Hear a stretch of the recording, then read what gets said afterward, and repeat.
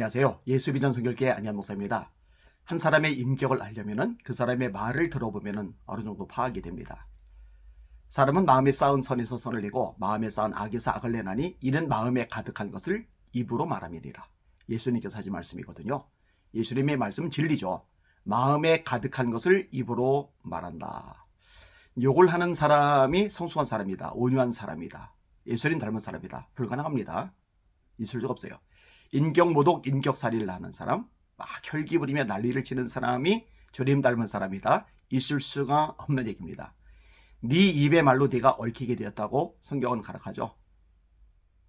입으로 들어가는 것이 사람을 더럽게 하는 것이 아니고 입에서 나오는 것이 사람을 더럽게 한다. 왜냐하면 마음에서 나오기 때문이다. 이거 역시 예수님께서 하신 말씀입니다. 입술이 열매를 먹는다. 또 성경의 말씀이기도 하죠. 무슨 무익한 말을 하든지 이에 대하여 심판을 받으리라. 이것도 예수님의 말씀입니다. 이 말이 그만큼 중요한 거예요. 특별히 사람들이 쉽게 생각할 수 있는 거짓말, 이거 굉장히 끔찍한 결과를 초래합니다.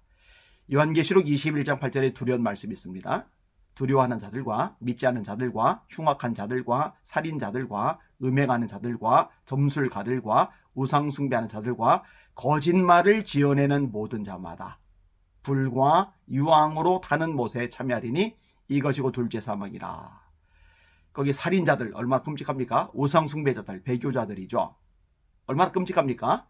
근데 이런 것들하고 나란히 놓이는 게 뭐냐? 거짓말을 지어내는 모든 자예요. 근데 전광훈 씨는요, 거짓말을 너무 많이 하지 않습니까? 거짓말한 게 너무 많이 드러나지 않습니까? 이런 부분들에 대해서 회개를 해야 하는데 회개도 하지 않아요. 사과도 하지 않아요. 이게 참 심각한 문제이죠. 전광훈 씨가 자기는 성경을, 신구약 성경을 다 외운대요. 거짓말이죠.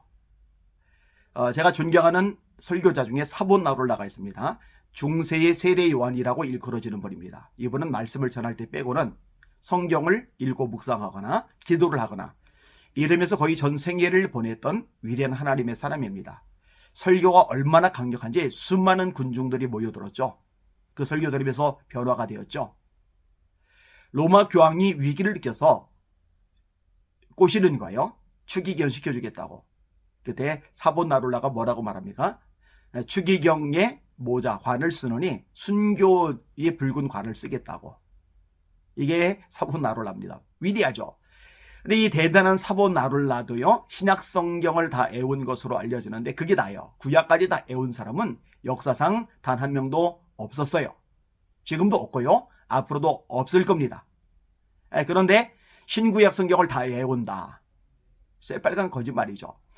그러면서 뭘 하느냐? 마태복음 1장에 나오는 예수님의 족보를 암송합니다. 아브람과 다윗의 자손 예수 그리스도의 희계라. 아브람은 이삭을 낳고 이삭은 야곱을 낳고 야곱은 다말에게서 베레스와 셀을 낳고 베레스는 헤스로를 낳고 헤스로는 람을 낳고 람은 암미나답을 낳고 암미나답은 나소를 낳고 나소는 살몬을 낳고 살몬은 보아스를 낳고 보아스는 오벳을 낳고 오벳은 이새를 낳고 이새는 다윗 왕을 낳으니라.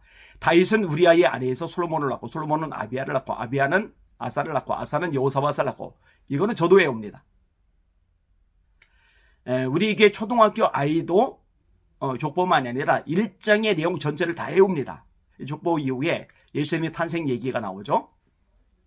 예수 그리스도의 나심은 이러하니라. 그의 어머니 마리아가 요셉과 약혼하고 성령으로 잉태된 것이 나타났더니 그 남편 요셉은 의로운 사람이라. 그를 드러내지 아니하고 가만히 끊고자 하여 이 일을 생각할 때에 주의 사자가 현몽하여 이르되 다윗의 son 요셉아 네 아내 마리아 데려오기를 무서워 말라. 그에게 잉태된 자는 성령으로 된 것이라. 아들을 낳으리니 이름을 예수라 하라. 이는 그가 자기 백성을 그들의 죄에서 구원할 자이심이라. 이는 선지자로 하신 말씀을 이루려 하심이니 이르시되 보라 처녀가 잉태하여 아들을 낳을 것이요 그의 이름은 임마누엘이라 하리라 하셨으니 이를 번역한즉 하나님이 우리와 함께 계시답니다. 이 정도는 저도 외워요. 우리에게 초등학생도 외운다니까요. 저희 채널 들여다보면 아이가 마태복음 1장 통째로 외우는 장면이 이미 올라가 있어요. 확인해 보시면 될 겁니다. 그런데 겨우 예수님의 족보를 해놓고는 성경을 다 외운다? 거짓말이죠. 참 불쌍한 사람들은 뭐냐? 그런 거짓말에 아멘하는 전광훈 추종자들, 전광훈 광신도들이 불쌍한 거죠. 어떻게 그거를 믿고 아멘합니까? 얼마나 어리석고 얼마나 미련하고 얼마나 수준이 떨어지면 그런 것에 아멘을 하느냐고요. 자, 전공 씨가 어떤 얘기를 끄집어내냐면요. 성경에서 가장 어려운 대목이 예수님의 족보 부분이다. 그러면서 그 부분을 인용을 하는 거예요. 여러분, 성경에서 가장 어려운 부분이 예수님의 족보 부분입니까? 아니죠. 이것도 거짓말이죠. 제가 볼 때는 레위기 말씀이 어려워요. 레위기 1장부터 27장까지 뭐 어떤 장이든 좋아요. 전광훈 씨,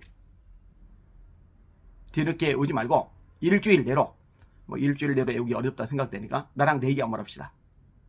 일주일 갈 것도 없죠. 한 이틀이나 3일 정도 후에 방송으로 내버리세요. 제 앞에서 안 해도 돼요. 레위기 1장이든 2장이든 5장이든 10장이든 15장이든 레위기 한 장을 찾아서 한번 암송을 해보세요. 레위기 말씀이 더 어려워요. 에스겔 뒷부분에 환상 나오고 하는 부분들, 그런 부분들 어려워요. 스가랴 말씀 같은 것들 어려워요. 마태복음 1장의 족보 얘기는 쉽습니다. 근데 본인이 그거 조금 외우니까 그게 가장 어렵다고 얘기하면서 또 사람들을 선동하는 거죠. 자, 그리고요.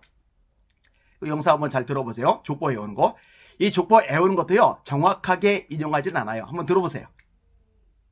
아니, 그거 하나도 정확하게 못하면서 무슨 신구약 성경을 다 외운다는 겁니까? 말도 안 되는 거짓말을 너무나 뻐주시 하고 있어요. 그리고 불쌍한 사람들은 거기에 아멘하고 좋대는 거예요. 참 총체적인 단국이 아닐 수가 없습니다. 전광훈 씨, 회개하세요. 전광훈 씨, 회개하세요. 거짓말 너무 많이 한 거 회개하세요. 어떻게 그렇게 할 수가 있어요? 뭐 기독종 땅 부지를 세 곳의 지자체장이 주기로 했다. 방송 통에 다 나왔죠. 그 지자체에서 우리는 그런 적 없다. 거짓말이었죠. 그러니까 황교안 대표 같은 분도 거짓말 많이 한다고 신뢰를 안 하는 거잖아요. 어떻게 목사가 그럴 수가 있어요. 목사 아니라 예수 믿는 사람이라도 그러면 안 되거든요. 제발 회개하기를 바랍니다. 그리고 한국교회에 사과하기를 바랍니다. 그리고 처절하게 금식하며 주님 앞에 울부짖으면은 그럼 모르겠어요. 지금은요, 하나님의 심판이 임박하다는 것 제가 이야기할 수밖에 없습니다. 이 방송 보시는 시청자 여러분들 진리에 서시길 바랍니다. 말씀만 붙잡으시길 바랍니다. 여러분, 제가 성도들에게 자주 설교하지만은 목사는 기준이 안 돼요. 절대자가 아니에요. 교회에서 절대적인 기준은 딱 하나, 성경뿐입니다. 말씀뿐입니다. 아무리 이 아니한 목사를 신뢰하고 따라주고 인정해 준다 하더라도 제가 말씀에서 어긋나면 듣지 마세요. 이렇게 설교를 하는데 맞아요.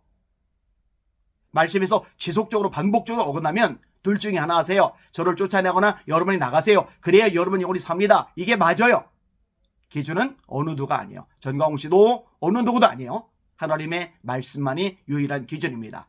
말씀에 서서 승리하시기를 주님의 이름으로 축복합니다. 날마다 예수 이름으로 전진하며 승리합시다. 할렐루야.